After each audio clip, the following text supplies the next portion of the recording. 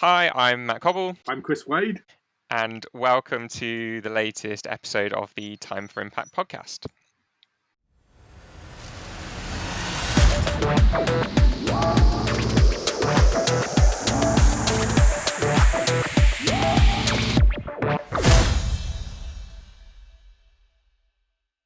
Welcome to today's episode of the Time for Impact podcast. And today's guest, we're very lucky to have David Coles, the Volunteer Centre Manager from the London School of Economics. Dave, welcome to the podcast. Yeah, really great to be here, Chris and Matt. Thanks so much for inviting me onto your show. It's good to have you here. And maybe the good place to start would just be for you to tell us a bit about your role, your team's role, and the role that your organisation plays in stewarding and encouraging volunteering throughout the London School of Economics. Yeah, absolutely. Really happy to start with that. So, I'm the Volunteer Centre Manager, as you said. And the Volunteer Centre at LSE, we're here to inspire and empower students to volunteer for whatever causes they care about. So whether that's climate change or human rights for refugees or educational inequality in London or any other topic you can think of, we want to support LSE students in being able to volunteer for them and have really great experiences. There's a team of 4 of us. I also work with Rosie, Ali and Sophie, and we kind of work together running different projects, running a big brokerage scheme, organising big events like volunteering fairs, really anything that we can think of to kind of act as that spark for students to help them find the right opportunity for themselves. I've been at LSE for 13 years now in this role. It's changed quite a lot in that time. When I first joined, it was just me and the team. I was a lonely volunteer manager, which some of your listeners might be able to resonate with. But we do have a team of 4 of us now, which is brilliant. And before that, I used to work at Do It. I was at the UK's National Volunteering Database before that. So, Dave, you say that you try to encourage your volunteers to volunteer for the things they really care about, the things that create that spark. What kind of activities do they include? The list is kind of endless, to be honest, in the types of activities that our students do, and that's what makes the role so interesting, really. We work with about 200 to 300 different NGOs and charities every year. Most of them are, based in London, but we do have kind of UK and international partners as well, partly because our student body is so international in itself as well. But the types of opportunities range from kind of mentoring in local schools to website design, to volunteering in charity shops, to doing research, befriending opportunities, consultancy. The list really is kind of endless on what our students are up to and the types of activities that they do. Almost 50% of our undergraduates volunteer, so it's pretty big numbers. And thousands of students are active volunteers, and really, we're just always trying to find new opportunities to make sure that if you're a student, you go on our vacancy board or come along to one of our big events, that you can find something that a cause which you're really passionate about, and B, an activity where you're going to think, this is really rewarding for me, this is really something I want to get involved in. That's interesting, really, because most of the people who listen to this podcast probably are volunteer managers as opposed to obviously students wanting to volunteer or individuals wanting to volunteer. And what I hear is lots of enthusiasm as I talk to NGOs and charities about wanting to get, let's be honest, younger volunteers and younger people involved in their organisations. Yet they're quite unsure how to go about that and how to match up student desire and interest to available or easy to create opportunities. I don't know if you've got any thoughts on how organisations could be better at designing student volunteering into their programmes. Yeah, that might not be a short answer, but I'll try and be as succinct as I possibly can. It's something that's possibly frustrated me a little bit during my time in the role. I've been to conferences before, And I've sat in rooms where people say, young people are only interested in their CV, they're flaky, they don't turn up when they say they're going to turn up. And that's it's a little bit frustrating to hear that, as there's no real evidence that type of thing exists. And without wanting to attack colleagues in the sector, because most of the volunteering managers I know are absolutely superb, I kind of always think to myself, like, if people aren't turning up to your volunteering program, you might want to look at yourself rather than look at the volunteers. It's not the case that volunteers are making mistakes. It's often the volunteer manager, and we can all learn from that, and we can all be better. So as I said, I don't want to attack colleagues in the sector, as most are brilliant. But the work, we work with, as I said, 200 to 300 different charities every year.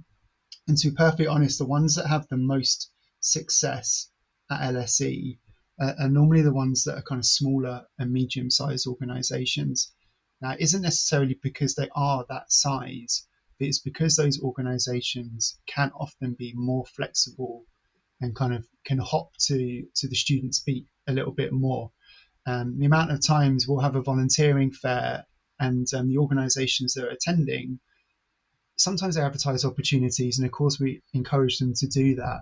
But I've heard of so many times where a student and a volunteer manager struck up a conversation about a mutual interest, and suddenly a student might have, an expertise in like women's rights in West Africa, and they've met an organisation there, and they hadn't developed a role, but suddenly through a conversation and maybe a coffee later on, they've said, well, why don't you come and do some research on what we're doing? We've got an advocacy report that's going to be presented in Parliament in 6 months' time. We would love to have your research kind of inform that. And so being able to be quick-footed and react to that conversation can be really, really successful for organisations. And again, it isn't necessarily because they are large, but I often have found that the larger organisations, the bureaucracy might be too difficult for that conversation to take place, because they've got a set role that they're recruiting for, and then they can't adjust to meet that student's requirements, or have the authority perhaps as well, which can sometimes make things a bit difficult. So I'd say that's kind of a wider general point. The second point I would make is that what we're seeing more and more of is that our students, in particular ones I work with students in London, is that they're more and more time pressured due to the need of having to work just to survive in London. When I was at university 20 years ago, lots of students were working, but it was more to make sure that they could entertain themselves on a Friday night, go to the pub, see friends, go bowling, go to the cinema, whatever it might be. More and more students now are having to work just to pay for heating or pay for food, and they don't really have a choice in that. So understandably, that means that they might have less time to volunteer if they're in that position, but their dedication is no less. But the organisations which are doing really, really well in recruiting from LSE are ones that can be basically extremely flexible in the types of opportunities and the timings which they offer. Really happy to go into more details there. I don't know if there's anything you want to pick up from what I've said so far.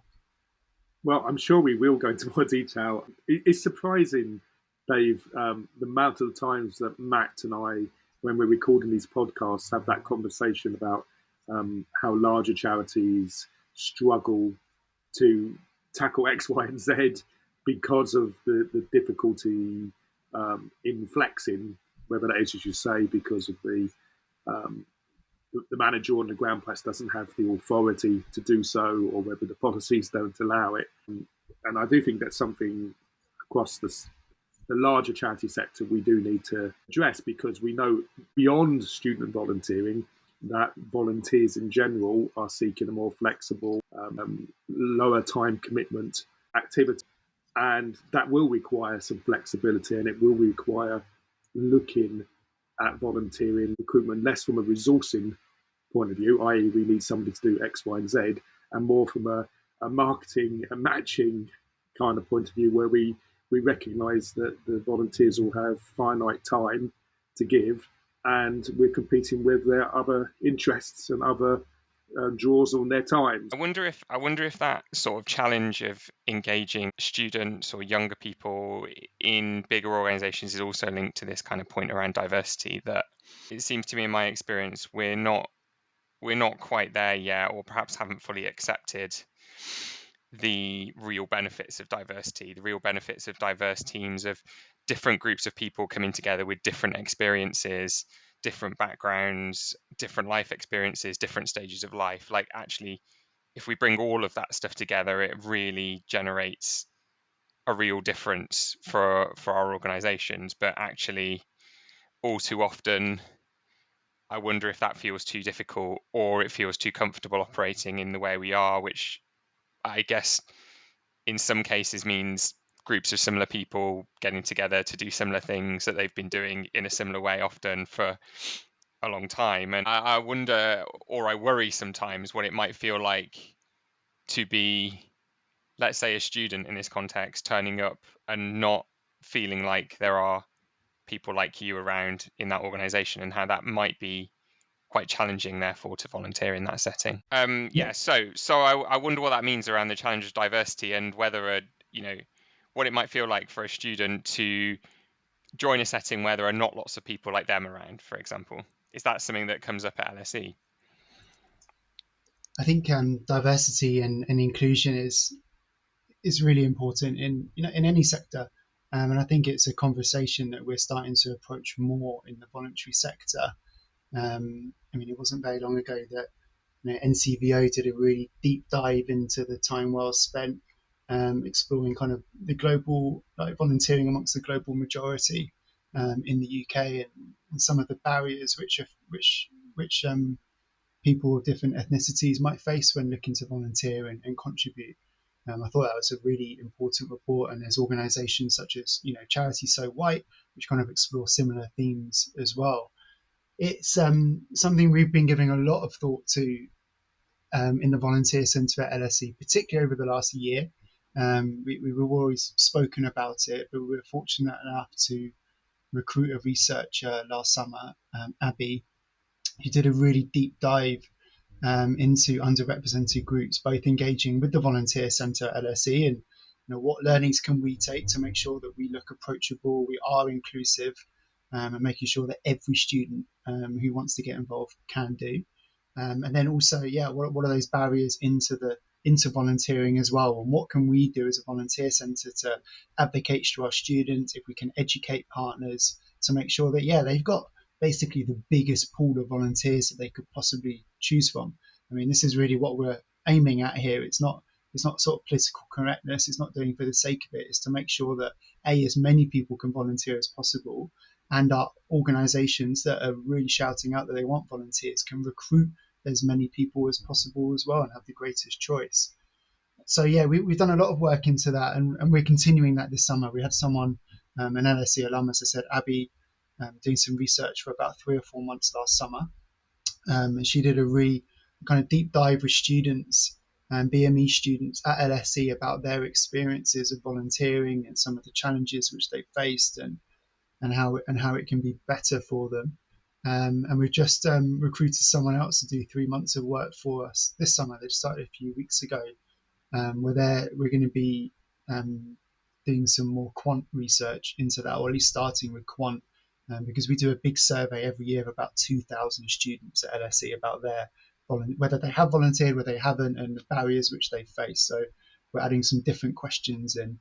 And the terminology we've been using, which is quite a university setting rather than a voluntary sector, is a term called hidden students, where effectively, like, it's how a student might made to be felt by an institution, that they don't have a voice, or they don't feel present, or they can't see people like themselves, whatever that hidden characteristic might be. But we know that extends into the voluntary sector as well. So Matt, your point about you might turn up to volunteer somewhere and there aren't people that look like you, or haven't had the same experiences of you, or sound like you, I think are really, really important ones, and ones which we're trying to work really hard to kind of add our bit to that debate. Is the problem here, or is the challenge here maybe, or an opportunity maybe, I don't know which one of these things it is, like almost institutions themselves and the way we organize ourselves as causes, like I wonder if the cause is more important to sort of the modern concept of volunteering than the institution that wraps around it, and whether we've seen some of that emerging in some of the social action that we've seen more recently. I'm thinking, things like the climate movement. I'm thinking like um, some of the protesting and awareness we've seen around Gaza and relief for Gaza and things like that. Like the things around stuff we've seen more recently around in recent years, I guess, around support for Ukraine, or even going back in the recent past to support around the pandemic. Like all of those areas where we've seen mass social mobilization in people giving their time, skills, and expertise and energy for causes, to me, it seems disconnected from institutions largely and is very cause focused. Is that playing out in your world as well? I think there certainly is something along those lines. I think there's probably a few reasons for that. You highlighted a couple there. I certainly feel that COVID led to a big break for lots of volunteers, regardless of their age, with their institution, their charity, which they might have volunteered with for 1 year or 10 years or 20 years, who knows. And the kind of setting up of much more informal volunteering opportunities throughout COVID did show people that they could volunteer and make a difference in a very different way. I think it's a great strength of the UK that we do have such a sophisticated and developed charity and voluntary sector. But some of the downsides of that are that it can be difficult to get into. There's more paperwork, there's more bureaucracy. And as I said, those are good things because they're normally about safeguarding and protection and making sure people are doing the right things. But it can lead to more layers, and that can make things a little bit harder. So I certainly feel that COVID was a big bearing on that. I also feel that what I'm noticing, particularly with students, or particularly with our students, is that they're really passionate about a cause. So they might find an organisation for sometimes just a matter of weeks to go into a particular project with them. But that works really well for them. They go and do that. They kind of say, I've done some really great volunteering here on this particular project. And then they head off and do something else. And it might be volunteering for a different cause. It might be volunteering for a different organisation in the same box, whatever it might be. But that kind of, now I'm going to volunteer for this organisation for an indefinite period of time, I see a bit less of it. It's not to say it doesn't exist anymore. Of course it does. But I do see different ways in which people are engaging with volunteering, and that more chunk size, take a bite-sized chunk and then go and volunteer and then maybe do something else later on. And that can be incredibly successful as well, I should add. It's not necessarily a bad thing. It's just different. I'm very interested in, you mentioned the research, and it's really good to hear an institution like yours researching into what works and what doesn't in terms of student volunteering. And I presume some of that is available on your website, Dave, so I could put some links to that in the show notes. But I was wondering what that tells us about the volunteer experience, whether there's any insights in there in terms of, okay, so you're placing lots of volunteers, but are they finding that volunteering rewarding? What kind of support is likely to lead to repeated engagement or involvement in that organisation? Are there any sort of stories that come from that research around actually student volunteers have maybe different expectations around support than other volunteers, and good examples where organisations have flexed to meet that kind of demand? I think it's a really good question. Absolutely. The good thing is everything that tells us that volunteering is good and people enjoy it when they volunteer. I think that's fairly universal. It's not always the case, but the general stories we get back are that students really, really enjoy their volunteering, and they intend to continue volunteering. We know from wider research that volunteering is a bit of a habit. Once you start, you kind of pick it up and you get the bug for it. And that's one of the reasons we actually run a one-off volunteering scheme at LSE, where students can just come along for an hour if they want, and there's no further commitment needed than that. We call it a one-off, but really rephrase it as a bit of a taster, because they come along, hopefully they enjoy themselves, see that they're making a difference, and then we're like, well, here's all the other ways in which you can volunteer, either for the organisation we're with today or all the other fantastic ways as well. And we try and get our feet in the door through that way. But I mean, yeah, the sort of list of changes that students feel when they volunteer is generally like lots of skills based activities. They feel like they improve their communication skills, their organisation skills, their willingness to try new things, their belief in themselves and their confidence, but also like their understanding of other people, their sense of feeling part of the community, their mental and general well-being improves as well. They feel like they have more friends through volunteering. And normally, as I said earlier, we do this big annual survey, and normally kind of over 90% of students who volunteer say they would recommend it to a friend. So it really is that kind of 9 out of 10 people are saying, this was so good, I would tell my friends to go and do it. And we also know as well that kind of about 70% of students say it improved their LSE experience, their university experience, which is big numbers for it too. The other question you asked was about kind of really good examples, and as I mentioned earlier, kind of those flexible volunteering opportunities can work really well. Our students are dedicated. It's not just they are doing 1 or 2 hours a week. I know lots of students will do kind of 7 or 10 hours a week of volunteering all year round. They are dedicated, but at the same time, they will have periods where they have a lot of essay deadlines, or we're just going into the exam period now at LSE, and it makes a big difference if the charity understands that and can really say, okay, well, maybe we won't see you in May, but we'd love to have you back in June because you've been doing such a great role for us. Now, of course, it isn't a one-way street, that communication. Every student I meet, and they'll often get a question of, how much time do I have to commit? And we'll say, well, have a good think about that before you sign up. But if you are finding you're stressed, go and speak to your volunteer manager. Tell them in as much advance time as possible that, May are exams time, so I'm going to have a little struggle then. Can we have a conversation about it? So whilst, today we're talking to volunteer managers, absolutely. But I also want volunteer managers to know that we're telling students to think about who you're working with and give it 100%, but, be honest with where you are as well, because it's always a two-way street of communication. I think the other big thing which we find students really appreciate at LSE, and probably wider, and to be honest, this isn't any different to any other volunteer, is being empowered and being trusted to get on with a role. It makes such a difference when the students feel like they are getting responsibility for something they care about, and they can run with that and they can do it to the best of the ability. That isn't to say support structures shouldn't be there and people are expected to know 100% on what to do on the first day. But if you do empower people to be able to achieve something, that's really, really special. And that will probably mean that volunteers come back again to you and they enjoy that. And you're, all student volunteers, but maybe even more so at somewhere like LSE, which has a big postgrad population as well.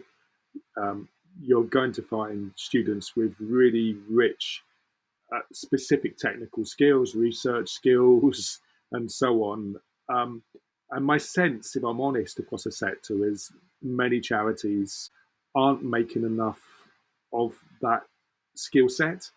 And I would have thought, if I was a student, I would want to use those research skills. Is there something as well about sort of kind of volunteering kind of fundamentally making you more employable as well, right? Like some of this, it's nice to use your skills, but like what better way to make yourself more employable than putting those skills into action in a real life scenario, right? As well, like, and that kind of being a fundamental, I guess, gateway into the world of work for lots of people. I don't know, or it could be. It could be. Absolutely. I mean, employability is one of the biggest benefits of volunteering, without a doubt. And funny enough, it's not the top motivator for students. It's kind of a second rung motivator for the students that we speak to. They generally are passionate about changing the world, and we actually don't talk that much about employability when we're promoting volunteering to students. However, on the other side, when they have volunteered, we'll do a lot of work around what skills have you gained from this? What can you add to your CV? Can you think of an opportunity to speak about this in your next interview? And we work really closely with the career service at LSE to kind of help with those sorts of conversations too. As professionals in the volunteering sector, like that might be one of the things we need to think about if we're engaging students, right? Which is like we need a hook that is going to get people there, and that hook might be about changing the world or making things better, and the real cause driven stuff. But presumably there's also stuff that is going to keep people there in the longer term as well. There's all those things that are about that experience that aren't just getting people in the door. Changing the world is pretty hard, and feeling like you've changed the world is pretty hard, right? But it doesn't take that long, presumably, to feel like you've put some skills into action, so you're more employable, that you're maybe you're meeting people or you're feeling useful, and that's a boost for your mental health. Like, what are those benefits in like keeping people in? And maybe we need to think about a combination of those things if we're going to be really successful with this. I couldn't agree more.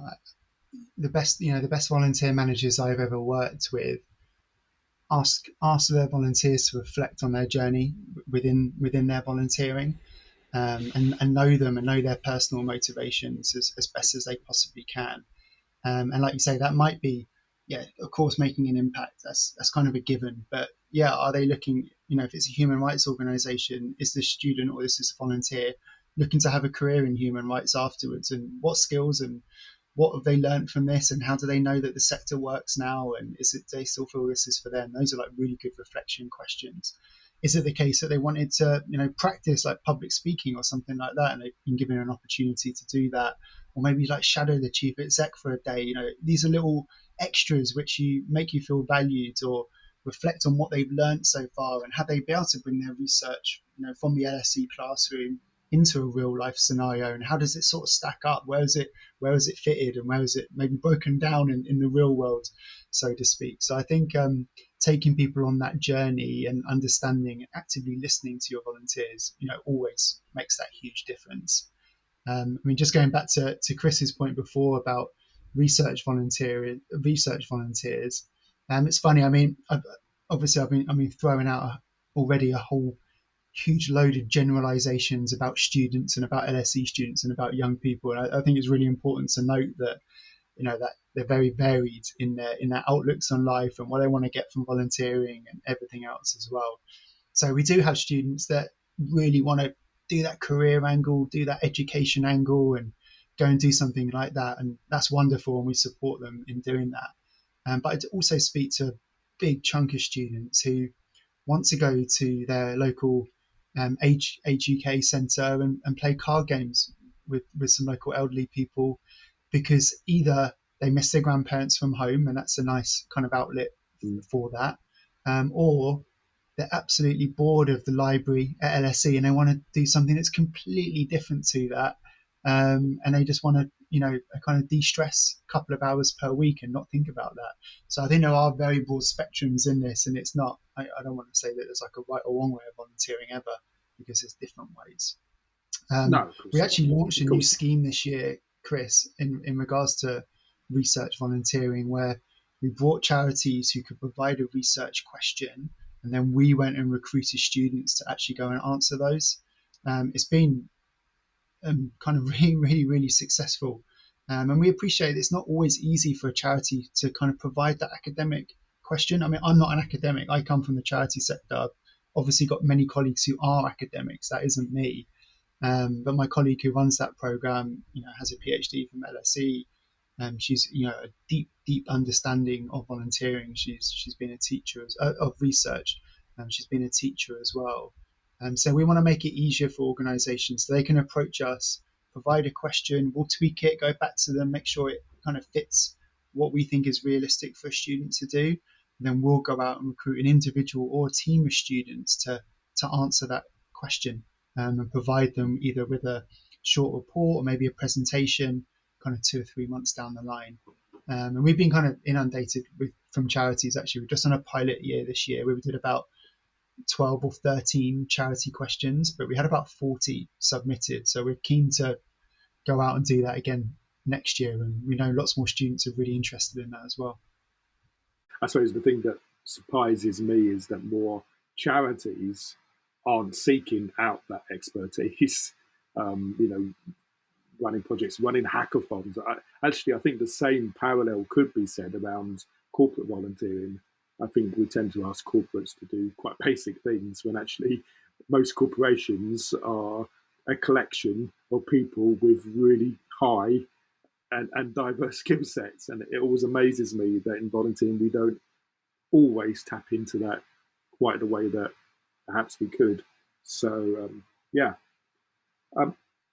David, one of the things that Matt and I talk about endlessly is the word community.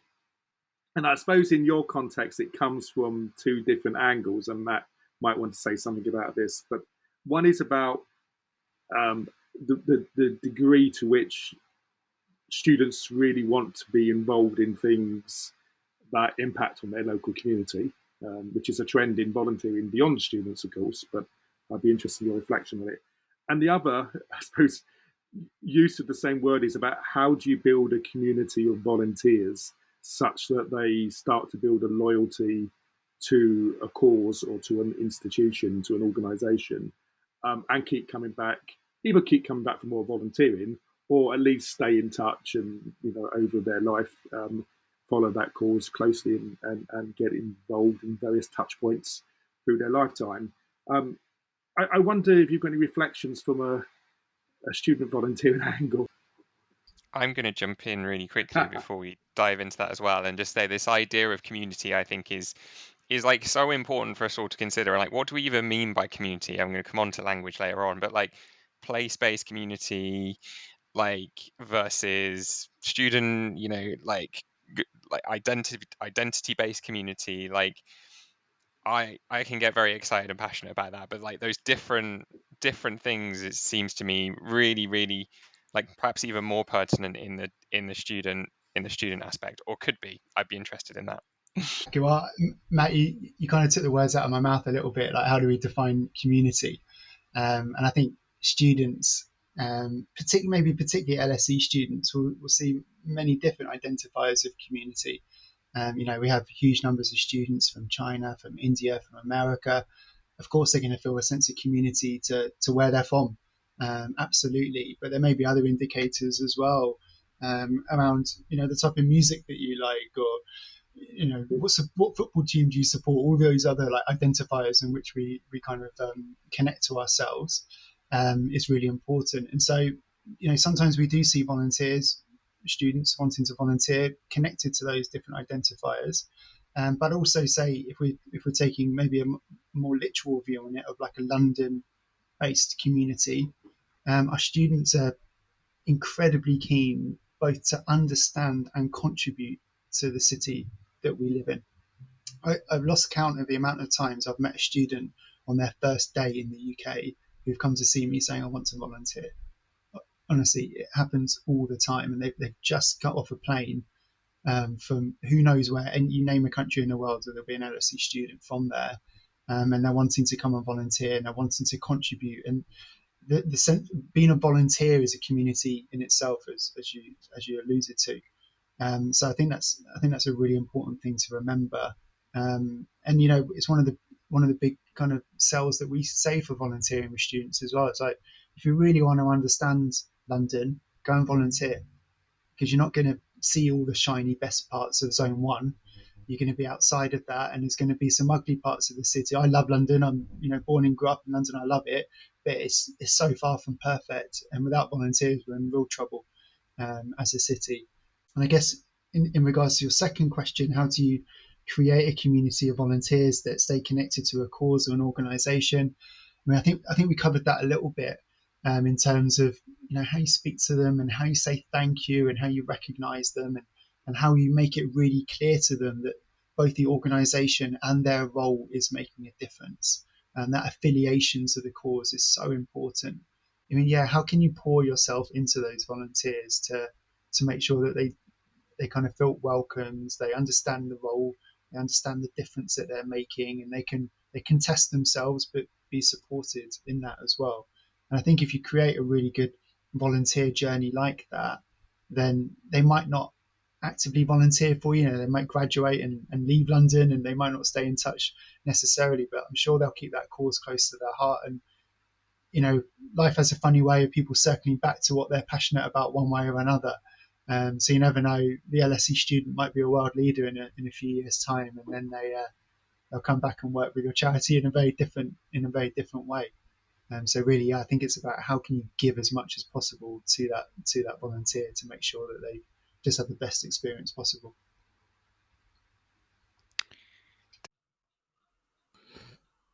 So that's the end of part 1 of our conversation with David Coles at the LSE. Be sure to subscribe or to follow the podcast to get the follow-up episode when it's released in about a week's time. Hope you enjoyed it.